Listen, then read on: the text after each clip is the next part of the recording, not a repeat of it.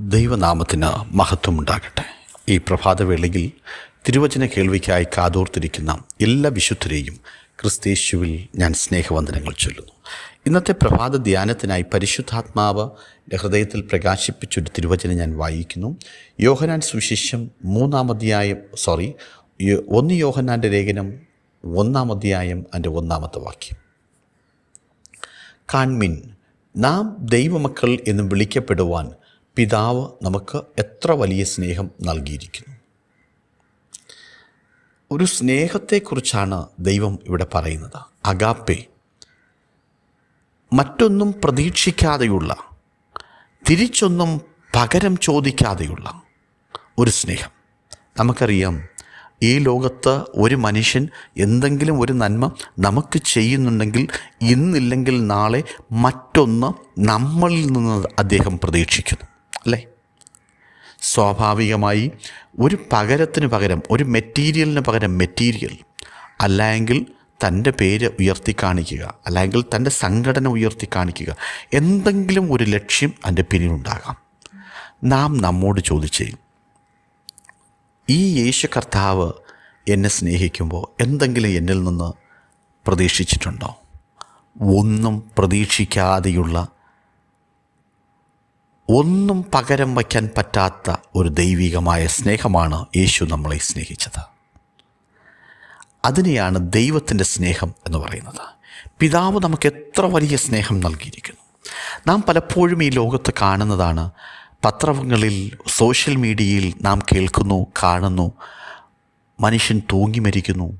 2 കാറുള്ളവൻ, 2 വീടുള്ളവൻ, മക്കൾ വിദേശത്തായിരിക്കുന്നവർ, സ്വസ്ഥമായി സമ്പന്നമായി ജീവിക്കാൻ കഴിയുന്നവർ. പക്ഷേ ഒരു സുപ്രഭാതത്തിൽ നാം നോക്കുമ്പോൾ ആ മനുഷ്യൻ മരിച്ചു പോകുന്നു, അല്ലെങ്കിൽ ആത്മഹത്യ ചെയ്യുന്നു.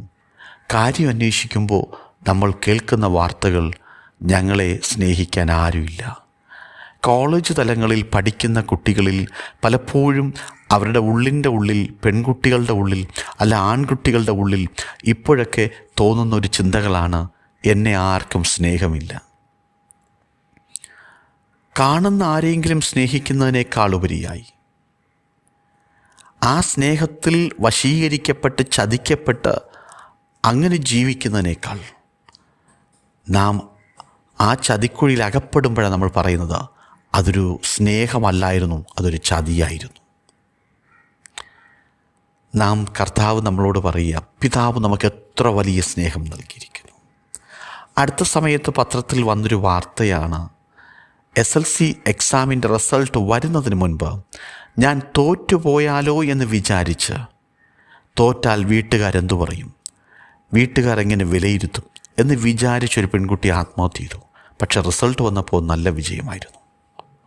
മനുഷ്യനെ പിശാച് വശീകരിച്ച് മരണത്തിലേക്ക് കൊണ്ടുപോകുന്ന വിധങ്ങൾ എന്തുമാത്രമാണ്. നാം ഒരു കുഞ്ഞിനെ വളർത്തി വലുതാക്കി പഠിപ്പിച്ചു, ഉന്നത ജോലി നേടി അവൻ വിദേശത്ത് പോയി, വിദേശത്തിരിക്കുക. അപ്പനും അമ്മയും പ്രായമായി എന്ന് വിചാരിക്കുക.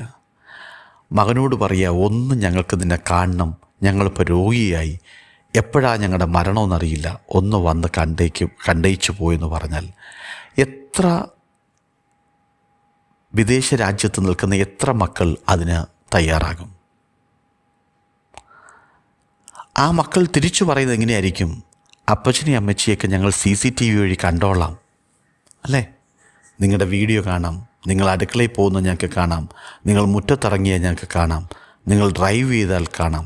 എല്ലാം ആ നിലവാരത്തിലുള്ള സജ്ജീകരണങ്ങൾ ക്രമീകരിച്ചിട്ട് അടുത്ത് വന്ന് നമ്മുടെ തലോടൽ ആഗ്രഹിക്കുമ്പോൾ ഒന്ന് തലോടാൻ കഴിയാതെ ദൂരത്തിരുന്ന് ക്യാമറകൾ വഴി കണ്ട് പ്രകടിപ്പിക്കുന്ന ഒരു സ്നേഹം. ഇവിടെ നമ്മുടെ കർത്താവ് നമ്മളെ, അപ്പോസ്തലൻ പഠിപ്പിക്കുന്നത് എങ്ങനെയാണ്? കാൺമീൻ, നാം ദൈവമക്കളെന്ന് വിളിക്കപ്പെടുവാൻ പിതാവ് നമുക്ക് എത്ര വലിയ സ്നേഹം നൽകിയിരിക്കുന്നു. എത്ര വലിയ സ്നേഹം! പ്രിയമുള്ളവരെ, യോഹന്നാൻ 3:16 പറയുന്നു, തൻ്റെ ഏകജാതനായ പുത്രനിൽ വിശ്വസിക്കുന്ന ഒരുവനും നശിച്ചു പോകാതെ നിത്യജീവൻ പ്രാപിപ്പാൻ തക്കവണ്ണം ദൈവം ഈ ലോകത്തെ സ്നേഹിച്ചു. ഈ ലോകത്തെ എന്ന് പറഞ്ഞാൽ, പ്രിയമുള്ളവരെ, ഈ ലോകത്തിലുള്ള ഏത് ജാതിയിൽപ്പെട്ട വ്യക്തിയെയും യേശു സ്നേഹിക്കുകയാണ്. ജാതികൾക്കപ്പുറമായി, മതങ്ങൾക്കപ്പുറമായി, ഇസങ്ങൾക്കപ്പുറമായി, വർണ്ണങ്ങൾക്കപ്പുറമായി ഒരു സ്നേഹം പകരപ്പെടാൻ ഈ ലോകത്തിൽ കർത്താവിന് മാത്രമേ കഴിയത്തുള്ളൂ. കർത്താവ് ഒരിക്കൽ പോലും ഞാൻ ഇന്ന മതം സ്ഥാപിക്കുവാൻ വേണ്ടി വന്നു എന്ന് പറഞ്ഞിട്ടില്ല. ഞാൻ ഇന്ന മതക്കാർക്ക് വേണ്ടി മരിക്കുന്നു എന്ന് പറഞ്ഞിട്ടില്ല. തന്നിൽ വിശ്വസിക്കുന്ന ആരെയും ആകർഷിച്ച് തൻ്റെ അടുത്തേക്ക് കൊണ്ടുവരുന്ന ആ ദൈവത്തിൻ്റെ സ്നേഹം. അതുകൊണ്ടല്ലേ നെപ്പോളിയൻ പറഞ്ഞേ, നമ്മളൊക്കെ വാളുകൊണ്ട് രാജ്യങ്ങൾ വെട്ടിപ്പിടിച്ചു, ഈ നസറനായ യേശു ഒരു വാള് പോലും കയ്യിലെടുക്കാതെ ഈ ലോകം മുഴുവൻ സ്നേഹം കൊണ്ട് കീഴടക്കി പിടിച്ചെടുത്തു. അതാണ് പ്രിയരെ യേശുവിൻ്റെ സ്നേഹം. ഇന്ന് നിങ്ങൾ വിഷമിച്ചിരിക്കുന്ന ഏത് അനുഭവത്തിന് നടുവിലും എന്നെ നോക്കാൻ മക്കളില്ല, എന്നെ സ്നേഹിക്കാൻ ഈ ലോകത്തിലൊരു വ്യക്തിയില്ല എന്ന് ഭാരപ്പെടുമ്പോൾ, ഞാൻ പരാജയപ്പെട്ടു പോകുമോ ഭീതി വരുമ്പോൾ, ജീവിതത്തിൽ എന്നെ ആര് വഴി നടത്തും എന്ന ആകുല ചിന്ത വരുമ്പോൾ, ഒരു കാര്യം ഓർത്തുകൊള്ളുക, ദൈവം നൽകിയ സ്നേഹത്തേക്കാൾ ഈ ലോകത്തിൽ ആർക്കും സ്നേഹിക്കാൻ കഴിയില്ല. അത്രയ്ക്കു മാത്രം വലിയ സ്നേഹം. തൻ്റെ ഏകജാതനായ പുത്രനെ, തൻ്റെ മക്കൾ രോഗിയാണ്, പാപത്താൽ രോഗിയായെന്ന് അറിഞ്ഞ മാത്രമെങ്കിൽ ഈ ലോകത്തിലേക്ക്, ഈ ലോകത്തിൻ്റെ രക്ഷയ്ക്കായി, എൻ്റെ നിങ്ങളുടെ രക്ഷയ്ക്കായി സ്വർഗത്തിലെ ദൈവം അയക്കുവാനിടയായി. ആ ദൈവത്തിൽ വിശ്വസിച്ച് മുന്നോട്ട് പോകുവാൻ സർവശക്തനായ ദൈവം സഹായിക്കട്ടെ. മരണത്തിൻ്റെ ചിന്തകൾ, മരണത്തിൻ്റെ ആകുല വേദനകൾ നമ്മളെ വിട്ട് മാറട്ടെ. ദൈവമായ കർത്താവ് തിരുവചനങ്ങളാൽ അനുഗ്രഹിക്കട്ടെ. May God bless you.